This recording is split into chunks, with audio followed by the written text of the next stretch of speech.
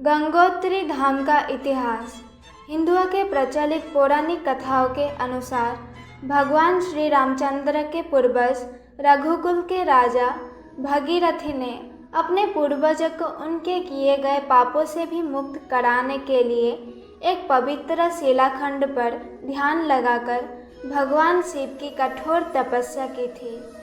किंवदंतियों के अनुसार रघुकुल के राजा सागर ने अश्वमेध यज्ञ का अनुष्ठान किया था, जिसमें राजाओं द्वारा अनुष्ठान के लिए जिसमें अश्व को चारों दिशाओं में यात्रा करवाई जाने वाली थी।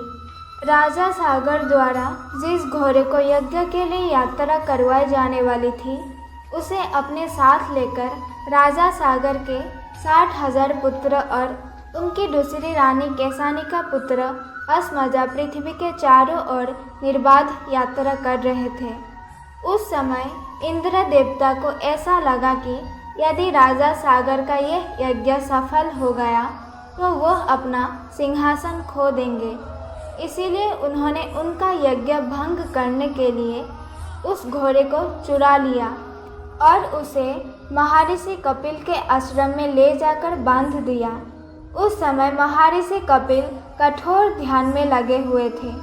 जब उनके पुत्र ने घोड़े को उनके आश्रम में पाया तो उन्होंने तुरंत उनके आश्रम पर आक्रमण कर दिया, जिससे कि महर्षि कपिल की तपस्या भंग हो गई और उन्होंने आंखें खोलने के बाद राजा सागर के 7,000 पुत्र को नष्ट होने का श्राप दे दिया। कहा जाता है कि राजा सागर के पोते महाराजा भगीरथ ने अपने अपने इन्हीं पूर्वजों को पाप से मुक्त करके मोक्ष दिलाने के लिए देवी गंगा को प्रसन्न करने के लिए कठोर तपस्या की थी। उनकी कठोर तपस्या के परिणाम स्वरूप भगवान शिव उनसे काफ़ी प्रसन्न हुए और उन्होंने उनके पूर्वजों को पाप से मुक्त करने के लिए गंगा माता को पृथ्वी पर उतरने का आदेश दिया। गंगा माता की तीव्र और प्रचंड धाराओं को नियंत्रित करने के लिए भगवान शिव ने उन्हें अपनी जटा में उतारा। फिर उसके बाद वह पृथ्वी पर आई। वर्तमान समय में गंगोत्री मंदिर का नवीनीकरण जयपुर के राजघराने से कराया गया था, जबकि इस मंदिर का निर्माण गोरखा कमांडर अमर सिंह थापा के द्वारा 18वीं शताब्दी के दौरान करवाया गया था। गंगोत्री धाम के विभिन्न दर्शनीय स्थल। गंगोत्री धाम में विभिन्न प्रकार के दर्शनीय स्थल विराजमान हैं, जहां श्रद्धालु आकर पूजा अर्चना करते हैं।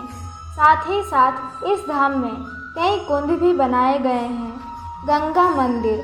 गंगा मंदिर गंगोत्री धाम में उपस्थित पूजनीय स्थलों में से सबसे प्रमुख है। इस स्थान पर देवी गंगा की मूर्ति स्थापित की गई है। कहा जाता है कि इसे शंकराचार्य ने स्थापित किया था। साथ ही साथ इस मंदिर में शंकराचार्य, यमुना, सरस्वती जी और महाराज भगीरथ की मूर्तियां भी रखी गई हैं। इस मंदिर के पास एक भैरव मंदिर भी है।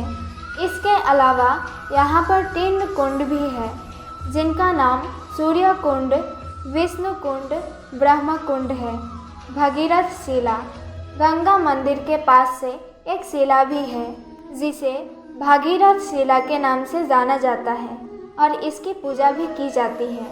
कहा जाता है कि चक्रवर्ती महाराज भगीरथ ने गंगा माता को प्रसन्न करने के लिए इसी शिला पर बैठकर उनकी तपस्या की थी। मार्कंडेय क्षेत्र। हर वर्ष ठंडी के समय पूरा गंगोत्री धाम बर्फ से ढक जाता है, जिससे श्रद्धालुओं को दर्शन करने में और पूजा पाठ करने में दिक्कत होती है। इसीलिए यहाँ पर स्थित सभी चल मूर्तियों को शीत ऋतु में कुछ समय के लिए मार्कंडेय क्षेत्र में ले जाया जाता है। कहा जाता है कि क्षेत्र मार्कंडेय ऋषि का क्षेत्र था और यहीं इन मूर्तियों की पूजा अर्चना की जाती है। गौमुख और ग्लेशियर। ये वो स्थान है जहाँ से गंगा माता का उद्गम होता है। इसी गौमुख के पास स्थित ग्लेशियर के नीचे से गंगा माता का उद्गम होता है। ये वो स्थान है जहाँ हर समय हिमालय की चोटियाँ पिघलती रहती है, जो बर्फ से ढकी हुई है। गंगोत्री मंदिर का महत्व क्या है? भारतीय हिंदू के लिए गंगोत्री धाम बहुत विशेष महत्व रखता है। ये सनातन संस्कृति के मानने वाले लोगों के लिए तीर्थ क्षेत्र माना जाता है। कहा जाता है कि अपने पूर्ण आयु काल में एक बार इन तीर्थस्थलों पर तीर्थ जरूर करना चाहिए। गंगोत्री मंदिर के पास एकत्रित गंगा जी के जल को अमृत के तुल्य माना जाता है और इससे सभी श्रद्धालु अपने घरों में ले जाते हैं।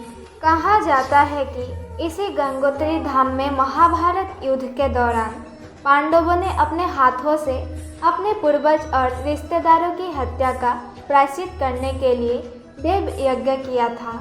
तब जाकर उन्हें इस पाप से मुक्ति मिली थी। सर्दियों के दौरान गंगोत्री मंदिर के पश्चात शिवलिंग जैसी एक संरचना दिखाई पड़ती है। कहा जाता है कि अभय स्थान है जहां भगवान शिव ने गंगा माता को अपनी जटाओं में संकुचित करके पृथ्वी पर उतारा था। शाम के समय गंगोत्री मंदिर को बहुत ही भव्य तरीके से सजाया जाता है और गंगा नदी के तट पर गंगा आरती की जाती है। गंगा आरती के समय छोटी छोटी नाव में करके विभिन्न प्रकार के फल फूल और दीपक गंगा में विसर्जित किए जाते हैं। मंदिर की वास्तुकला, ये मंदिर देखने में बहुत ही भव्य है, जिसमें 20 फीट के 5 छोटे शिखर हैं। इसके अलावा इस मंदिर का मुंह भी पूर्व की ओर है। मंदिर की वास्तुकला कत्यूरी शैली से मिलती जुलती है, जो काफ़ी सरल है।